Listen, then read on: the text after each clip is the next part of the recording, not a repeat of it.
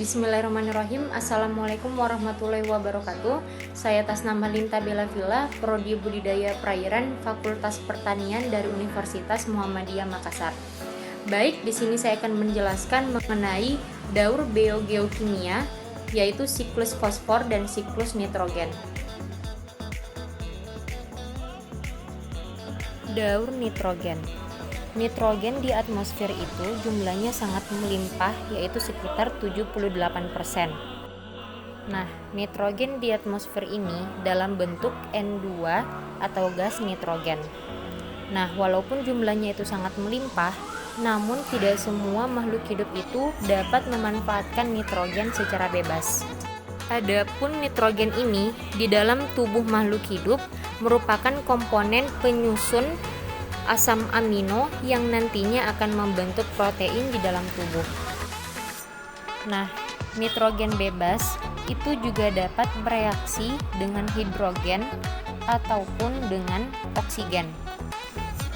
Dengan bantuan kilat atau petir yang nantinya akan membentuk NO2 ataupun NH2 yang akan turun bersama air hujan dan kemudian melanjutkan siklus nitrogen itu di dalam tanah. Nah, adapun organisme yang mampu memanfaatkan nitrogen secara bebas, contohnya itu adalah bakteri Rhizodium.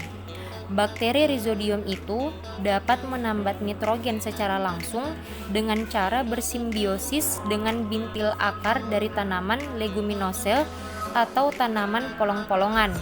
Contohnya, misalkan tanaman kacang tanah. Hasil dari fiksasi nitrogen ini nantinya akan digunakan oleh tumbuhan untuk menyuburkan tanaman tersebut. Tidak hanya bakteri Rhizobium yang dapat menambat nitrogen dengan secara langsung. Ada juga bakteri tanah yang mampu memanfaatkan nitrogen secara langsung. Contohnya yaitu ada Azotobacter yang bersifat aerob, kemudian ada Clostridium yang bersifat anaerob. Kemudian juga ada ganggang hijau biru seperti Nostoc dan Anabena. Perhatikan untuk hasil dari fiksasi nitrogen, yaitu berupa senyawa amoniak atau NH3 yang nantinya akan terionisasi menjadi amonium. Proses pengubahan dari nitrogen menjadi amonium inilah disebut dengan amonifikasi. Proses amonifikasi tidak hanya berasal dari fiksasi nitrogen saja, namun juga berasal dari hewan atau misalkan tumbuhan yang sudah mati, yang nantinya akan diuraikan atau terdekomposisi menjadi senyawa amonium. Nah, perhatikan untuk amonium. Itu sebenarnya ada yang bisa dimanfaatkan oleh tumbuhan, namun dalam jumlah yang sangat sedikit. Karena amonium ini nantinya akan dimanfaatkan atau digunakan sebagai bahan dasar bakteri nitrifikasi.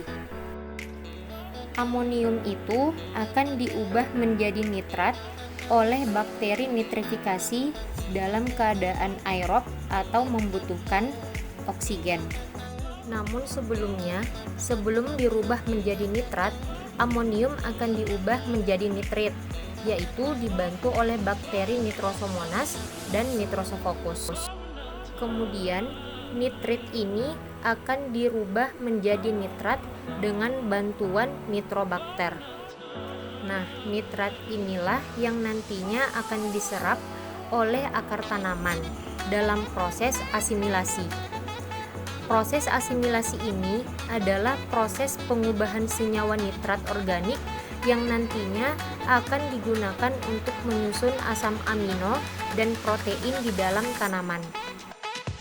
Adapun makhluk hidup yang lain seperti hewan herbivora yang akan mendapatkan nitrogen itu apabila memakan tanaman tersebut. Dan hewan-hewan yang lain itu nanti akan berpindah dalam rantai makanan dalam suatu ekosistem tertentu. Nah, untuk proses nitrifikasi itu pastinya membutuhkan oksigen. Namun, apabila di dalam tanah itu oksigennya kurang, maka nitrat akan dirubah oleh bakteri denitrifikan dalam proses denitrifikasi. Denitrifikasi ini adalah proses pelepasan nitrogen kembali ke atmosfer, karena di dalam tanah kondisinya itu adalah kekurangan oksigen.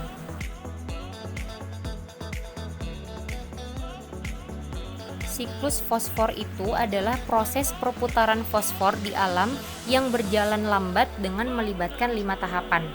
Tahapan yang pertama adalah pelapukan batuan.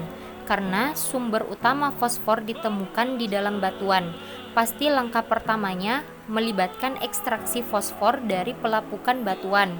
Beberapa peristiwa cuaca juga mengakibatkan sebagian fosfor berpindah dan bercampur ke dalam tanah. Tahapan kedua yaitu penyerapan oleh tanaman dan hewan. Setelah fosfat berada di dalam tanah, kemudian tahapan selanjutnya yaitu tanaman jamur maupun mikroorganisme di sekitar mampu menyerap fosfor ke dalam tubuhnya. Tanaman ini nantinya juga memungkinkan untuk dikonsumsi oleh hewan herbivora. Beberapa hewan herbivora kemungkinan mati dimakan oleh hewan karnivora. Ketiga yaitu kembali ke lingkungan melalui dekomposisi yang dilakukan oleh dekomposer. Fosfat kemudian masuk ke dalam molekul organik seperti DNA, dan ketika tumbuhan atau hewan mati kemudian membusuk, maka fosfat organik akan dikembalikan di tanah melalui dekomposisi yang dilakukan oleh mikroba. Tahapan keempat yaitu bakteri di dalam tanah kemudian memecah bahan organik menjadi bentuk-bentuk fosfat yang dapat diserap oleh tanaman. Ini juga merupakan proses yang disebut mineralisasi. Tahapan yang terakhir yaitu fosfor di dalam tanah dapat berakhir di saluran air maupun lautan dan dapat masuk ke dalam sedimen dari waktu ke waktu. Setelah itu, siklus terus berulang dari tahapan pertama ke tahapan kelima, selalu berulang di lingkungan kita. Itulah dia penjelasan saya mengenai siklus fosfor dan siklus nitrogen. Kurang dan lebihnya mohon dimaafkan. Billahi fisabilil haq fastabihul khairat. Assalamualaikum warahmatullahi wabarakatuh.